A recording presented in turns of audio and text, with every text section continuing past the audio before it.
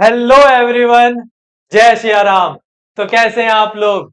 I hope आप सब बढ़िया होंगे, मस्त होंगे और अपनी पढ़ाई मजे से कर रहे होंगे।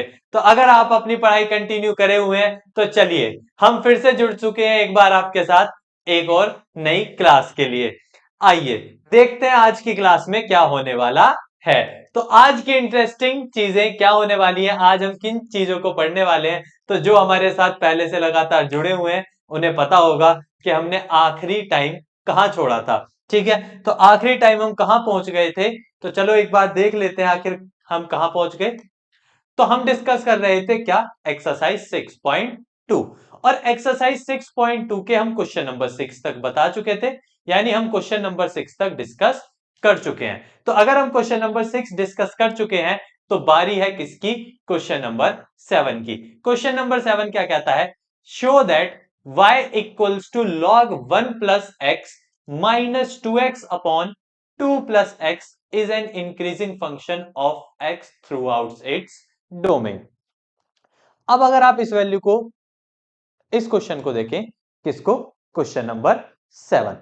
अब ये एनसीईआरटी का बहुत इंपॉर्टेंट क्वेश्चन है, one of the important question में से एक है, यानी क्वेश्चन नंबर 7। इसको पेपर में छोड़ के जाना बिल्कुल गलती होगी, बिल्कुल पागलपन होगा। इसीलिए जल्दी से आ जाओ, एक बार देख लेते हैं आखिर क्वेश्चन नंबर 7 में क्या दिया हुआ है। तो क्वेश्चन नंबर 7 कुछ इस तरीके से दे रखा है। ये आपको वैल्यू दे रखी है, फंक्शन आपको क्या दिया हुआ है, log 1 plus x minus 2x upon 2 plus x. अब जिन जिन्होंने इंक्रीजिंग और डिक्रीजिंग को हमारे साथ लास्ट क्लास में पढ़ लिया है वो सब अच्छे से जानते हैं कि आखिर हमें क्वेश्चन को कहां से स्टार्ट करना है। और जिन्होंने नहीं पढ़ा है तो एक बार जाके हमारी पुरानी क्लास देख लें, इससे पिछली वाली, उनको पता चल जाएगा कि इंक्रीजिंग और डिक्रीजिंग फंक्शंस कैसे सॉल्व होते हैं। तो आइए हमारे साथ, ठीक है, मिलकर हम करते हैं, ठीक है, इंक्रीजिंग एंड डिक्रीजिंग फंक्शंस को सॉल्व। अब सॉल्व करने का सबसे पहला स्टेप है कि आपको जो भी फंक्शन दिया गया है आप उसका डिफरेंशिएशन करो।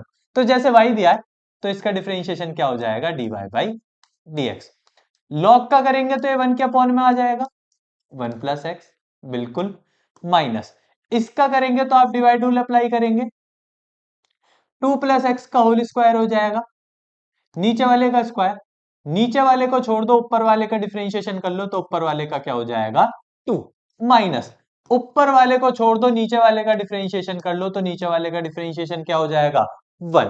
ठीक है, ये आपने यहां डिफरेंशिएशन कर लिया, इसमें आपने डिवाइड रूल अप्लाई कर लिया और इसमें लॉग वाली प्रॉपर्टी यानी चेन रूल लगा ली। अब चेन रूल लगाने के बाद अब इस क्वेश्चन को थोड़ा सा सिंप्लीफाई कर लेते हैं, 1/1 प्लस एक्स माइनस, अब इंपॉर्टेंट क्वेश्चन है तो इतना आसान तो होगा नहीं, 2 2 जा 4 प्लस 2x माइनस के 2x अपॉन 2 प्लस एक्स का होल स्क्वायर। अब 2x से 2x कैंसिल कर दो, ठीक है, 2x से 2x यहां पे क्या हो जाएगा, कैंसिल। अगर 2x से 2x कैंसिल हो जाएगा तो वैल्यू फंक्शन क्या बचेगी, dy बाई dx। तो आपके dy बाई dx की वैल्यू आ जाएगी 1/1 plus x minus 4/2 plus x का होल स्क्वायर। तो ये आपके वैल्यू बची, ठीक है, एक मिनट।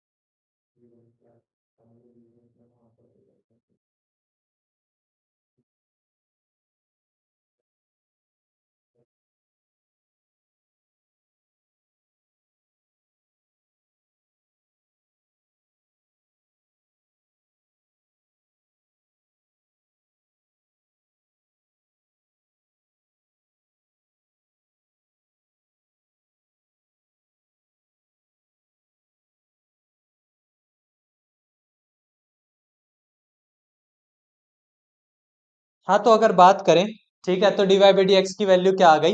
तो डीवाई बाई डी एक्स की वैल्यू आ गई 1/1 plus x minus 4/2 plus x का होल स्क्वायर।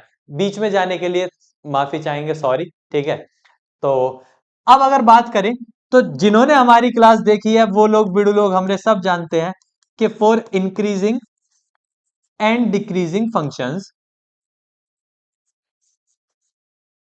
नहीं फंक्शंस लिखने की तो उतनी खास जरूरत है नहीं, लिखना चाहो तो कोई नहीं लिख सकते हो, ऐसा कुछ नहीं है।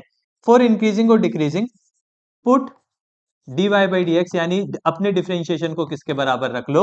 जीरो के। डिफरेंशिएशन की वैल्यू को किसके बराबर रख दो? जीरो के। तो अगर आप डिफरेंशिएशन की वैल्यू को जीरो के बराबर रख दोगे तो आप उसे सॉल्व कर सकते हो। जैसे 1/1 plus x minus 4/2 plus x का होल स्क्वायर बराबर जीरो। माइनस का उधर जाके प्लस का हो जाएगा, तो माइनस की वैल्यू उधर जाके प्लस की होगी, तो वैल्यू क्या हो जाएगी? 1/1 plus x equals to 4/2 plus x का होल स्क्वायर। क्रॉस मल्टीप्लाई कर लो इसकी इधर और इसकी इधर, तो ये हो जाएगा 2 प्लस एक्स का whole square equals to 4/1 plus x. Open करेंगे तो ये हो जाएगा 4 plus x square plus 4x equals to 4 plus 4x। 4x से 4x कट जाएगा, 4 से 4 कट जाएगा, तो एक्स स्क्वायर की वैल्यू क्या आ गई? जीरो। तो यहां से x की वैल्यू भी क्या आ गई? जीरो। तो अगर आप देखो तो आपको फंक्शन को पूरा सॉल्व कर कर x की वैल्यू कितनी आ रही है? जीरो। अब x की वैल्यू अगर जीरो आ रही है तो चलो चिड़िया उड़ा लेते हैं। ठीक है, आ जाओ। अब वैल्यू जीरो आ रही है, आपको पता है right hand side always positive, right hand side always positive. अब यहां डिफरेंशिएशन की वैल्यू देखो तो नेगेटिव भी नहीं है। ठीक है, आपके डिफरेंशिएशन की वैल्यू नेगेटिव भी नहीं है। अब यहां देखने वाली बात यह है कि मैंने आपको लास्ट टाइम भी बताया था कि आपकी अगर x की वैल्यू स्क्वायर से आ रही है, अब स्क्वायर से होनी तो दो पॉसिबल वैल्यू थी, लेकिन कितनी आई? एक। इसका मतलब अगर स्क्वायर से वैल्यू आ रही है तो स्क्वायर क्या करता है? जो राइट हैंड साइड पे साइन है प्लस का, उसी को कॉपी करके कहां लिख देता है? लेफ्ट हैंड साइड पे। तो अगर ये वैल्यू जीरो आपकी स्क्वायरिंग बोथ साइड मतलब स्क्वायर से आ रही है, किसी स्क्वायर से वैल्यू आ रही है, तो जो राइट हैंड साइड पे साइन होगा वही कहां होगा? लेफ्ट हैंड साइड पे। अब ये जो फंक्शन है ये माइनस इंफिनिटी से प्लस इंफिनिटी तक सिर्फ और सिर्फ इंक्रीजिंग है। तो यानी ये फंक्शन ऐसा फंक्शन है जो इंक्रीजिंग है थ्रू आउट इट्स डोमेन, यानी हर वैल्यू पे ही इंक्रीजिंग है। और यही क्वेश्चन आपसे प्रूव करा रहा था, यही क्वेश्चन आपसे क्या करा रहा था? प्रूव कि ये जो फंक्शन है ये अपने डोमेन पर हर जगह इंक्रीजिंग होना चाहिए। तो हमने प्रूव कर दिया। ठीक है, तो इस तरीके से आप क्वेश्चन को प्रूव कर सकते हैं। तो ये आई होप ये आपको समझ आ गया होगा, और ये one of the important question में से था। ठीक है, क्वेश्चन नंबर 7। अब बात कर लेते हैं क्वेश्चन नंबर 8 की।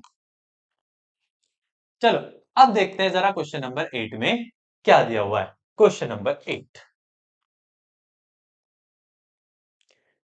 क्वेश्चन नंबर 8 आपको दिया है, find the value of x for which y equals to x x minus two का whole square is an increasing function. आपको x की वो वैल्यू बतानी है जिस पर ये पूरा का पूरा फंक्शन आपका क्या हो? इंक्रीजिंग। जहां पर ये पूरा फंक्शन आपका क्या हो? इंक्रीजिंग हो। चलो तो फंक्शन को ले लेते हैं, आओ। चलो, y की वैल्यू दे रखी है bracket x x minus two का होल स्क्वायर। अब ये आपको फंक्शन दिया हुआ है, तो अगर आप देखो तो सबसे पहले इस पे पावर है, तो जब आप डिफरेंशिएशन करने जाओगे तो सबसे पहले आपको किससे डील करना पड़ेगा? पावर से। Power is supreme. अगर पावर सुप्रीम है तो जब आप इसका डिफरेंशिएशन करने जाओगे तो पहले किससे डील करोगे? पावर से। पावर बाहर आ जाएगी, एक पावर कम हो जाएगी, तो ये पावर क्या हो जाएगी? 1। पावर बाहर आ जाएगी और एक पावर कम हो जाएगी, तो इस फंक्शन की पावर 2 है। अब फंक्शन की पावर कितनी बचेगी? 1। अब यहां अगर आप देखो इस फंक्शन को ध्यान से, आप इन दोनों में प्रोडक्ट रूल लगा सकते हो, क्योंकि अगर आपने पावर को सॉल्व कर लिया तो इसका मतलब आपके पास अथॉरिटी आ गई कि आप अंदर जाके फंक्शन को डिफरेंशिएट कर सकते हैं। तो आपने पावर का कर लिया तो आप इन दोनों का कर सकते हैं, और इन दोनों का करने के लिए आप प्रोडक्ट रूल लगाएंगे। प्रोडक्ट रूल में x को छोड़ो, x माइनस 2 का 1 प्लस x माइनस 2 को छोड़ो, x का 1। तो अब देखेंगे जरा टोटल क्या बन रहा है। 2 ब्रैकेट x, x माइनस 2, और यहां पे अंदर क्या बच रहा है? x 2x minus 2। x plus x कितना हो जाएगा? 2x minus 2। तो आपको पता है फॉर इंक्रीजिंग डिक्रीजिंग के लिए आप इसे 0 के बराबर रख सकते हैं। For increasing and decreasing put dy by dx बराबर 0। आप इस डिफरेंशिएशन को किसके बराबर रख सकते हैं? 0 के।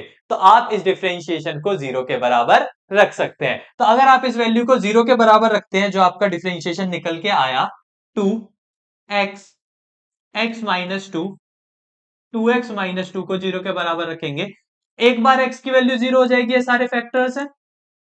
एक बार x माइनस 2 की वैल्यू 0 हो जाएगी, जहां से x की वैल्यू 2 आएगी। एक बार 2x माइनस 2 0 के बराबर होगा, जहां से x की वैल्यू क्या आएगी? 1 आएगी। तो ये डिफरेंट पॉसिबल वैल्यूज हो गई किसकी? x की। अब आप इस पे चिड़िया उड़ा सकते हैं और चिड़िया उड़ाकर देख सकते हैं कि क्या क्या आपका आंसर बन रहा है। तो वैल्यू है 0 1 1 2, माइनस इंफिनिटी से प्लस इंफिनिटी। चिड़िया उड़ा लो। अब आपको दो ही चीजें चेक करनी है, या तो आपका डिफरेंशिएशन नेगेटिव ना हो, तो डिफरेंशिएशन नेगेटिव भी नहीं है। कोई वैल्यू स्क्वायर से आई हो तो कोई वैल्यू स्क्वायर से भी नहीं आई। मतलब ये एक सिंपल नॉर्मल केस है जिसमें right hand side always positive, फिर नेगेटिव, फिर पॉजिटिव, फिर नेगेटिव। तो क्वेश्चन ने कहा था कि ये बताओ एक्स की value, find the values of x कहा था सिर्फ। ठीक है, क्या कहा था क्वेश्चन ने? Find the values of x for which the function is an increasing function. आपको एक्स की वो वैल्यूज बतानी है जहां पर ये फंक्शन क्या हो? इंक्रीजिंग। तो आपको कुल मिला के बताना है ये कहां पे इंक्रीजिंग है। तो ये इंक्रीजिंग व्हेन एक्स बिलोंग्स, जब एक्स कहां से कहां बिलोंग कर रहा है? 0 से 1 यूनियन 2 से इंफिनिटी। ये आपका आंसर हो जाएगा। यानी ये वाला फंक्शन कहां से कहां इंक्रीज कर रहा है? 0 से 1, साथ में 2 से इंफिनिटी। तो इस तरीके से आप किसी भी क्वेश्चन के साथ डील कर सकते हैं, उस क्वेश्चन को सॉल्व कर सकते हैं। अगर वो क्वेश्चन किसका है? इंक्रीजिंग और डिक्रीजिंग, यानी चिड़िया का। अगर वो क्वेश्चन चिड़िया का है तब आप उसे ऐसे कर सकते हैं। ठीक है, अब अगर बात करें क्वेश्चन नंबर 8 के बाद क्वेश्चन नंबर 9 की, चलो डिस्कस करते हैं आपके साथ क्वेश्चन नंबर 9। फिर से क्वेश्चन नंबर 9 की अगर मैं बात करूं तो one of the most important questions में से एक, इंक्रीजिंग और डिक्रीजिंग के सबसे बेहतरीन क्वेश्चनों में से एक आपका क्वेश्चन 9। क्वेश्चन 9 क्या कहता है? कह रहा है prove that y equals to 4 sin theta upon 2 plus cos theta minus theta is a increasing function in 0 से पाई बाई 2। क्वेश्चन कह रहा है कि ये कैसा फंक्शन होना चाहिए? इंक्रीजिंग फंक्शन होना चाहिए। कहां से? 0 से पाई बाई 2 के लिए। जरा एक बार इस फंक्शन को देख लेते हैं। 4 sin theta upon 2 plus cos theta minus theta, क्या दिया हुआ है? 4 sin theta upon 2 plus cos theta minus theta. Of course सी बात है कि सबसे पहले हमको इस फंक्शन का क्या करना है? डिफरेंशिएशन। अब क्योंकि क्वेश्चन थीटा में दिया हुआ है तो इस बार जो डिफरेंशिएशन होगा वो भी किस में होगा? थीटा में। तो dy by d theta, product divide rule लगा लो। 2 प्लस कॉस थीटा का होल स्क्वायर ठीक है, डिवाइड रूल लगा लो, इसको एज इट इज रहने दो 2 प्लस कॉस थीटा को, 4 साइन थीटा का कर दो तो 4 एज इट इज रहेगा साइन थीटा का कॉस थीटा, माइनस इस बार 4 साइन थीटा को ऐसे ही रहने दो, 2 प्लस कॉस थीटा का कर लो तो 2 का 0 हो जाएगा, कॉस थीटा का माइनस साइन थीटा। उसके बाद आके इस थीटा का करेंगे तो इस थीटा का क्या हो जाएगा 1, यानी पहले वाले को डिफरेंशिएट करने के लिए डिवाइड रूल लगा लिया और बाद में जो थीटा था उसका डिफरेंशिएशन क्या लिख दिया 1। तो इस तरीके से आप किसी भी फंक्शन को डिफरेंशिएट कर सकते हैं। तो डिफरेंशिएट करने के बाद इसे थोड़ा सा सिंप्लीफाई कर लेते हैं। 4 की मल्टीप्लाई अंदर करेंगे तो ये 8 cos theta plus 4 cos square theta हो जाएगा, इसकी मल्टीप्लाई अंदर करेंगे तो प्लस के 4 साइन स्क्वायर थीटा हो जाएगा अपॉन 2 प्लस कॉस थीटा का होल स्क्वायर माइनस 1। अब आप जानते हो इस इन दोनों में से 4 कॉमन हो जाएगा, अगर इन दोनों में से 4 कॉमन हो जाएगा तो अंदर बचेगा cos square theta plus sine square theta. अगर आप इन दोनों वैल्यू में से, ठीक है, 4 cos स्क्वायर थीटा और 4 साइन स्क्वायर थीटा में से 4 कॉमन ले लेते हैं तो अंदर बचेगा cos square theta plus sine square theta, और cos square theta plus sine square theta की वैल्यू 1। तो 1 लिखने के बाद उस वैल्यू को यहां पे सिर्फ और सिर्फ क्या बच जाएगा 4, सिर्फ और सिर्फ क्या बच जाएगा 4। ये आपके किसकी वैल्यू आई dy बाई डी थीटा की, किसकी वैल्यू आई dy बाई डी थीटा। अब आप कह सकते हो for increasing and decreasing put dy by d theta equals to 0। इसमें इंक्रीजिंग और डिक्रीजिंग पता लगाने के लिए मैं इस dy बाई डी थीटा की वैल्यू को किसके बराबर रख सकता हूं 0 के। तो अगर मैं इस वैल्यू को 0 के बराबर रख सकता हूं तो चलो एक बार 0 के बराबर रख लेते हैं, ठीक है, पता तो चले आखिरकार।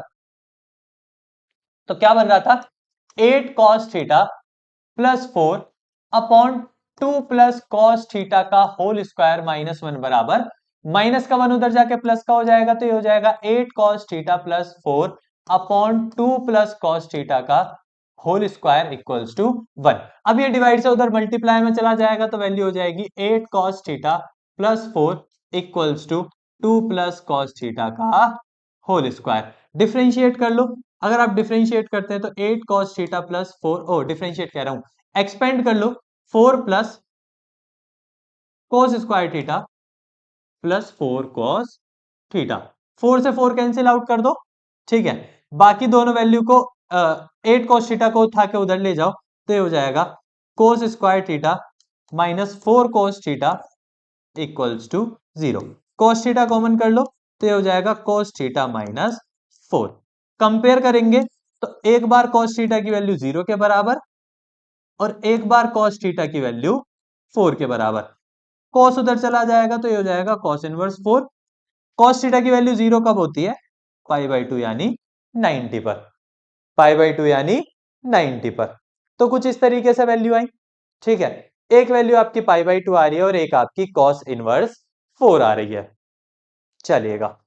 अब अगर इतना आ रहा है तो दो वैल्यू आपकी आ रही है तो चिड़िया उड़ा लें, आ जाओ भाई। अब अगर चिड़िया की बात करें तो माइनस इंफिनिटी से प्लस इंफिनिटी, दो वैल्यू है, एक पाई बाई 2 है, एक cos इनवर्स 4 है।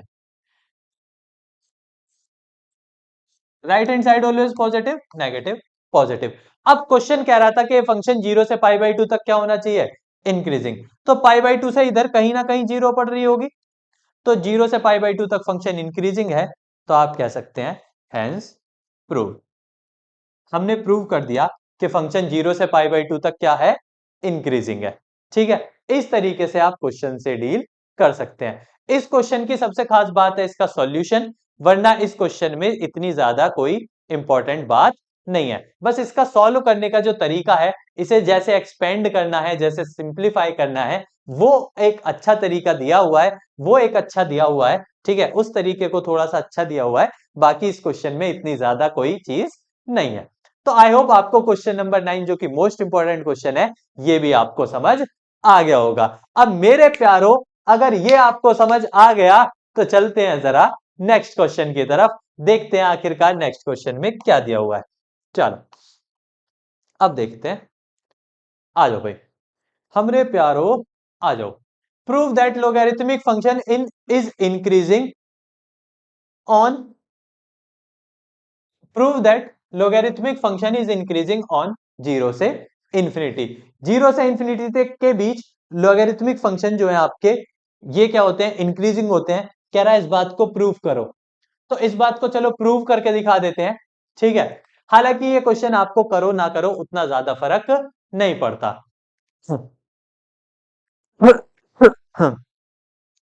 लेकिन फिर भी अगर आप क्वेश्चन को करते तो कैसे करते, ठीक है, वो हम आपको थोड़ा सा बता देते हैं। बाकी ऐसा कुछ नहीं है कि आपको क्वेश्चन करना जरूरी है। ठीक है, अगर आप नहीं भी करना चाहते तो क्वेश्चन को स्किप कर सकते हैं। क्वेश्चन 10 उतना इंपॉर्टेंट क्वेश्चन नहीं है। क्वेश्चन नंबर 11 आई होप आप कर सकते हैं। क्वेश्चन नंबर 12 भी आप कर सकते हैं। आपको पता करना है कि इनमें से कौन सा फंक्शन 0 से π/2 तक डिक्रीजिंग है, कौन कौन सा। इसके ऑप्शन एक नहीं होंगे, मल्टीपल भी हो सकते हैं। ठीक है, तो आप देख के करना। आपको अलग अलग फंक्शन दिए हैं, cos x दिया है, cos 2x दिया है, cos 3x है, tan x है। तो आप पहले इनका डिफरेंशिएशन करके इनको 0 के बराबर रखो, वहां से x की वैल्यू निकालो और चिड़िया उड़ा के देखो कि कौन कौन 0 और π/2 पे डिक्रीजिंग है। क्वेश्चन नंबर 13, 14, 15 ये सारे क्वेश्चंस आप अटेम्प्ट कर सकते हैं। इन क्वेश्चन में कोई दिक्कत वाली चीज नहीं है। एक क्वेश्चन नंबर 16 अच्छा है। ठीक है, तो एक ऐसा करते हैं, हाँ क्वेश्चन नंबर 16 हम आपके साथ डिस्कस कर लेते हैं। उसके बाद नीचे के क्वेश्चन है, क्वेश्चन 18 या ये है नीचे के 19, इन्हें आप कर सकते हैं। ठीक है, हम कर देते हैं log sin x का क्वेश्चन आपके साथ डिस्कस कर लेते हैं कि log sin x का क्वेश्चन कैसे होगा। चल, एक क्वेश्चन 16 और है जो अच्छा दिया हुआ है, बाकी सारे नॉर्मल क्वेश्चंस हैं। ठीक है, एफ एक्स की वैल्यू दी हुई है log sin x। क्या दिया हुआ है, एफ एक्स की वैल्यू log sin x। अगर एफ एक्स की वैल्यू log sin x है तो आप इसका डिफरेंशिएशन कर सकते हैं, बिल्कुल कर सकते हैं। एफ डैश एक्स हो जाएगा, sin x नीचे आ जाएगा 1/sin x log का, फिर sin x का cos x। cos x upon sin x आप क्या लिख सकते हैं, cot x। इंक्रीजिंग और डिक्रीजिंग के लिए इसे 0 के बराबर रख लो। हाँ जी, हमरे बुड़ू लोग, हमरे प्यारे, इसे किसके बराबर रख लो, 0 के। तो जब हमरे प्यारे इसे 0 के बराबर रखेंगे तो आपको पता चलेगा कि cot x की वैल्यू 0 कहां कहां होती है। अब आपको सोचना है cot x की वैल्यू 0 कहां कहां होती है। तो चलो भाई जल्दी से सोचना स्टार्ट करो, cot x की वैल्यू 0 कहां होती है। तो cot x की वैल्यू 0 होती है 90 पर। cot x की वैल्यू 0 कहां पे होती है, 90 पे। तो 90 पे चिड़िया उड़ा लो, minus infinity plus infinity, right hand side always positive, left hand side negative. Right hand side always positive, left hand side negative. यही तो क्वेश्चन है। ठीक है, हाँ π/2 से, क्वेश्चन कह रहा है π/2 से पाई तक डिक्रीजिंग होगा और 0 से π/2 तक इंक्रीजिंग होगा। फंक्शन है log sin x।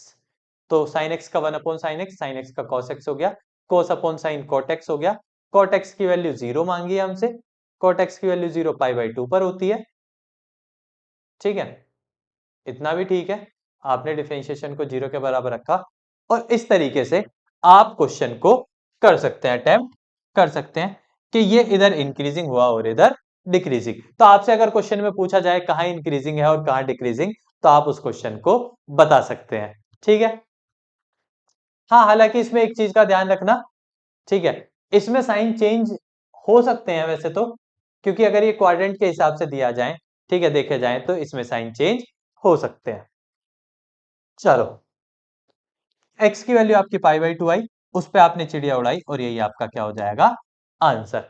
तो ये आपके सारे क्वेश्चंस हैं। ठीक है, इन्हें आप कर सकते हैं, इन्हें आप करके देख सकते हैं। आई होप आपको आज के क्वेश्चन समझ आए होंगे। अगर समझ आए तो हम आपको QR कोड दे रहे हैं ताकि आप क्या कर सकें, अपने नोट्स प्रिपेयर कर सकें। तो नोट्स प्रिपेयर कर लीजिए, हम आपको QR कोड शेयर कर रहे हैं। ठीक है, QR कोड शेयर कर रहे हैं अभी, 1 मिनट, आप अपने नोट्स को प्रिपेयर कर सकते हैं। तो ये आपका QR कोड है, इसे आप अपने उसमें जनरेट, गूगल पे जाके, ठीक है, स्कैन का ऑप्शन आता है, वहां से स्कैन करके आप इसे कर सकते हैं। स्कैन कर लीजिए आप, हम आपको टाइम दे रहे हैं।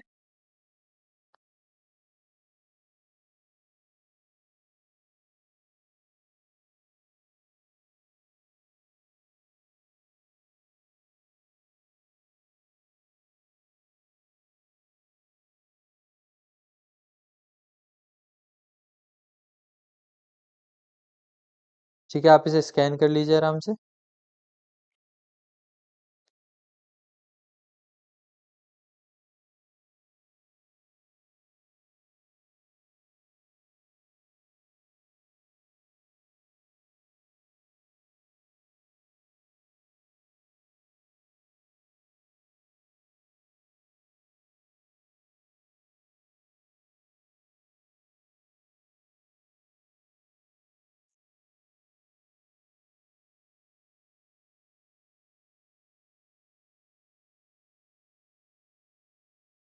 ठीक है, तो आई होप आपने ये स्कैन कर लिया होगा। ठीक है, अगर आपने स्कैन कर लिया है तो ध्यान रखिएगा, अगर कॉर्टेक्स आपका फर्स्ट क्वाड्रेंट में जाएगा तो ये सही है।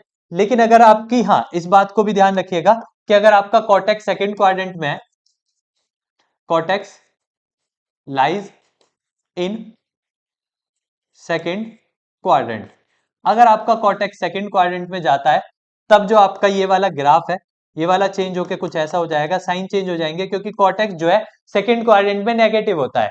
Second quadrant add sugar to coffee के हिसाब से सेकंड क्वाड्रेंट में कौन कौन मिलते हैं, साइन और कॉसेक, जिसकी वजह से ये वाली साइड नेगेटिव हो जाती है और ये वाली पॉजिटिव। तो ध्यान रखिएगा, आई होप कि आपको क्वाड्रेंट सेकंड में, ठीक है, पता हो कि आपको क्वाड्रेंट सेकंड में जाएगा तो उसके साइन क्या हो जाते हैं, चेंज हो जाते हैं। तो आई होप आपको इतनी बातें समझ आई होंगी। तो अगर आपको इतनी बातें समझ आई हैं तो आज की क्लास को यहीं खत्म करते हैं। फिर मिलेंगे आपसे एक और नई क्लास के साथ, एक और नए टॉपिक को और एक और नई चीज को सीखते हुए, समझते हुए। तब तक के लिए आप अपना ध्यान रखिएगा और पढ़ते रहिएगा। जय सिया राम।